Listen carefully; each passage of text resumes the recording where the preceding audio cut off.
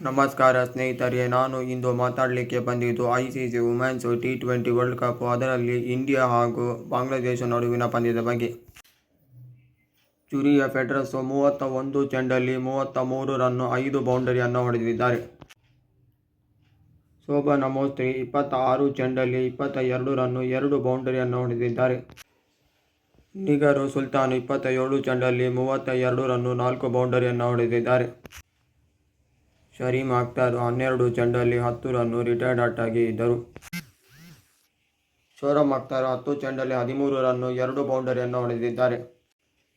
ಬಾಂಗ್ಲಾದೇಶ ತಂಡ 136 ರನ್ನಿಗೆ 8 ವಿಕೆಟ್ಗಳನ್ನು ಕಳೆದುಕೊಂಡಿತ್ತು. ಇಂಡಿಯಾ ತಂಡಕ್ಕೆ 137 run target ಆಗಿತ್ತು. ಭಾರತ ತಂಡದ ಪರವಾಗಿ 4 ವಿಕೆಟ್ ತೆಗೆದಿದ್ದಾರೆ. Radha Yadav 3 wicket, Shree Charani 2 wicket, Renuka Singh Thakur 1 wicket, Nandini Sharma 1 wicket ತೆಗೆದಿದ್ದಾರೆ.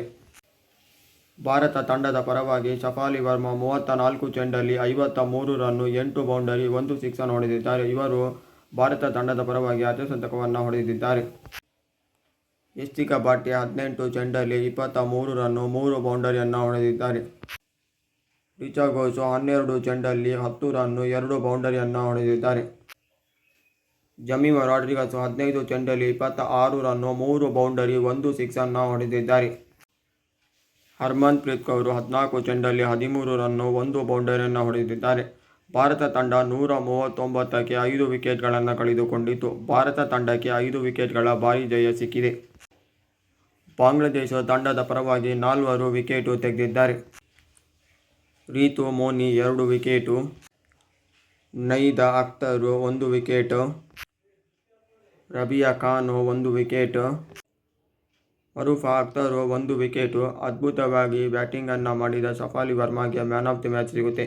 ಇದೇ ರೀತಿ ನಿಮಗೆ ಕನ್ನಡದಲ್ಲಿ ಸ್ಪೋರ್ಟ್ಸ್ ಕಾಂಟೆಂಟು ಬೇಕಂದರೆ ನಮ್ಮ ಯೂಟ್ಯೂಬ್ ಚಾನಲ್ಗೆ ಬಂದು ಸಬ್ಸ್ಕ್ರೈಬ್ ಮಾಡಿ ಅಂತ ನಾನು ನಿಮ್ಮಲ್ಲಿ ಕೇಳಿಕೊಳ್ಳುತ್ತಿದ್ದೇನೆ. ದಯವಿಟ್ಟು ಹೆಚ್ಚೆಚ್ಚು ಸಬ್ಸ್ಕ್ರೈಬ್ ಮಾಡಿ ಅಂತ ನಾನು ನಿಮ್ಮಲ್ಲಿ ಕೇಳಿಕೊಳ್ಳುತ್ತಿದ್ದೇನೆ.